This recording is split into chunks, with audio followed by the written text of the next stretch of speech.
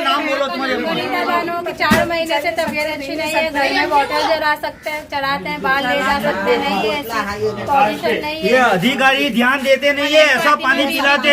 Deputy municipal commissioner रम्या भट्ट को भी रजूआत की है और Ashraf Vora deputy city engineer और मध्य जोन के तमाम अधिकारी एडिशनल सिटी इंजीनियर को भी इन लोगों ने की है, लेकिन यहाँ पे कोई आता नहीं है। ये सिर्फ ऐसा गंदा पानी पिलाने का अहमदाबाद शहर के जमालपुर रोड के विस्तार के लोगों को। कब बीमार रहेगा? मेरी छोकरी बीमार है, पेट में दर्द होता है, टॉयलेट बंद नहीं होते हैं। मलिक फातिमा बीबी 10 वामिटा हो गई।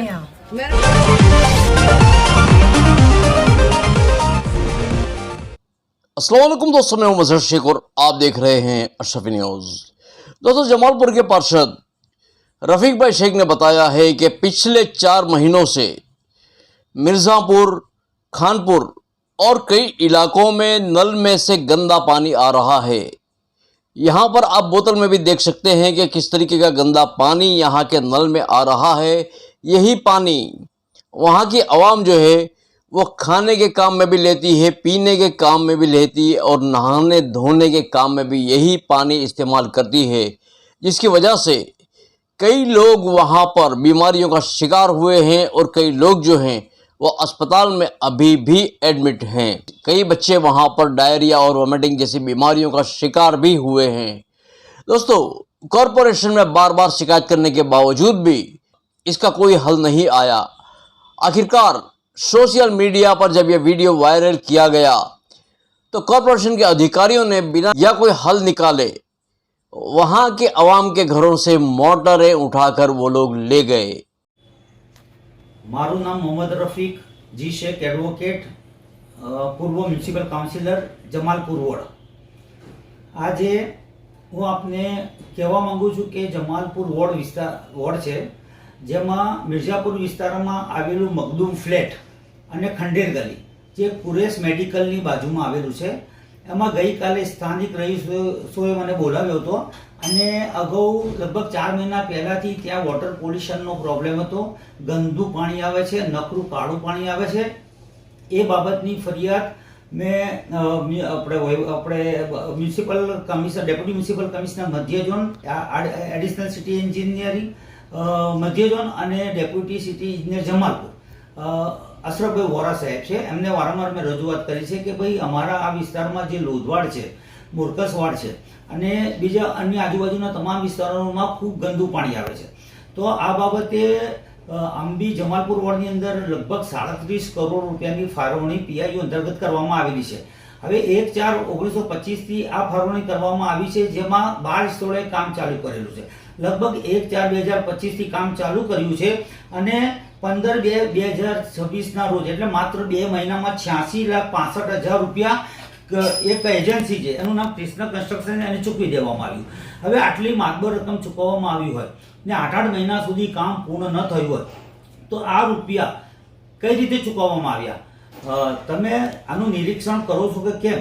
આજે તમે જુઓ કે 12 સ્થળે તમે પોતે, મેં બજેટ સત્રમાં 26-27 ને તમને પ્રશ્ન પૂછેલો અને તમે પોતે કબૂલ્યું છે કે હા 12 સ્થળે હજી 8 મહિના સુધી કામ પૂર્ણ થયું નથી અને આ પેમેન્ટ ચૂકવી દીધું છે, તો આ ખોટું પેમેન્ટ ચૂકવ્યું હોય તો એની વિજિલન્સ તપાસ થવી જોઈએ। હવે પ્રશ્ન એ છે કે આ ગઈકાલે હું મિર્ઝાપુર વિસ્તાર સુલેખાનામાં ગયો હતો અને સુલેખાનામાં ગંદા પાણીની બોટલો મને બતાવવામાં આવી અને લાઈવ આપણે વિડીયો બનાવીને કાલે વાયરલ કરવામાં આવી, જેમાં આજે એટલે કે 30/3/2026ના રોજ અધિકારી આવ્યા, એમણે ત્યાંથી મોટરિંગ કરતા વિસ્તારના રહીશોના મોટરો લઈ ગયા। હું મોટરિંગ કરવા માટે કરે તો એનો વિરોધ નથી કરતો, તમે લઈ ગયા, પણ તમારી ફરજ છે કે પ્રાથમિક સુવિધા તમારે ફરજિયાત જીપીએમસી એક્ટની કલમ 67(7) મુજબ તમારે આપવી પડે।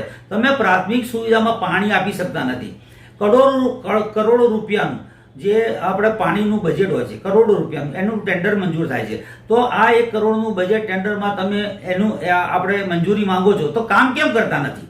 આટલા વર્ષો સુધી, લગભગ 5 વર્ષ સુધી આ રીતે 333 કરોડ 25-26માં બી ફાળવવામાં આવેલા, એમાં કામ નથી થયું। તો આ ગંદુ પાણી લોકો ગંદુ પાણી પીશે, ગરીબ અને મધ્યમ લોકો બીમાર પડશે।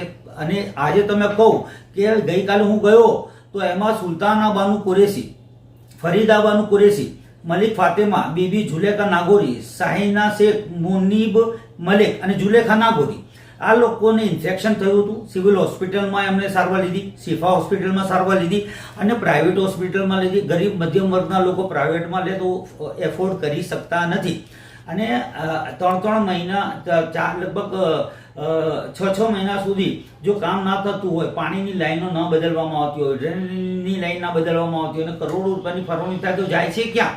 તો આ એક પ્રશ્ન છે.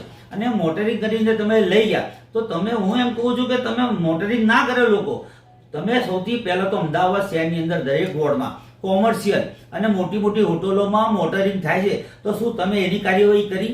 શું એને તમે જપ્ત કરી? અને માત્ર ને માત્ર તમે મિર્ઝાપુર વોર્ડની અંદર આ રીતે દબાણપૂર્વક અને એક તરફી તમે કાર્યવાહી કરો છો, એની સામે મારો વિરોધ છે. અને તમે માત્ર અડધો કલાક પાણી આપો છો. તમે 24 કલાક પાણી આપવાની વાત કરતા હતા, એ બધી માત્ર કાગળ ઉપર છે. તમે અડધો કલાક પણ પાણી નથી આપી શકતા. તમે જુઓ કે અડધો કલાક પાણી ના આપતો હોય તો લોકો શું કરે? અંતરિયાળ વિસ્તારમાં રહેતું હોય તો તમારે પાણીનું નેટવર્ક કરવું જોઈએ, પણ તમે નથી કરતા. અને આ બધી આટલા કરોડ રૂપિયાની ફાળવણી થાય છે તો જાય છે ક્યાં? તો આ બાબતે મ્યુનિસિપલ કમિશનરને હું કહેવા માંગુ છું કે આની વિજિલન્સ તપાસ કરાવો. છેલ્લા 5 વર્ષમાં જેટલા બી કામ ડ્રેનેજના અને પાણીના થયાની તપાસ કરો. અને પાણી પૂરતું 2 કલાક તો મળવું જ જોઈએ. અમદાવાદ શહેરની અંદર તમામ વોર્ડમાં મળવું જોઈએ. અને મિર્ઝાપુરમાં જે વોટર તમે આજે પીઆઈયુ અંતર્ગત અહીંયા ખાલી ભરડી આવા સિવાય કોઈ જગ્યા કર્યા નથી.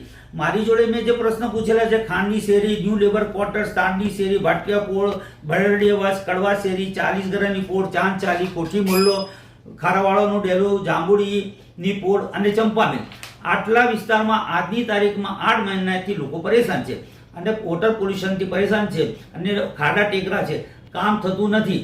તો આ બાબતે ઝડપી કાર્યવાહી થાય અને એની વિજિલન્સ તપાસ કરી અને જે મિલીભગત કર્યું હોય, ઉચ્ચ અધિકારી હોત કે નીચેનો અધિકારી હોય, તમામ સામે કાર્યવાહી કરો અને આની વિજિલન્સ તપાસ કરો. જેટલા વિસ્તારમાં કામ હોય એની વિજિલન્સ તપાસ કરવી જોઈએ અને શુદ્ધ પાણી આપવું એ તમારી ફરજ છે.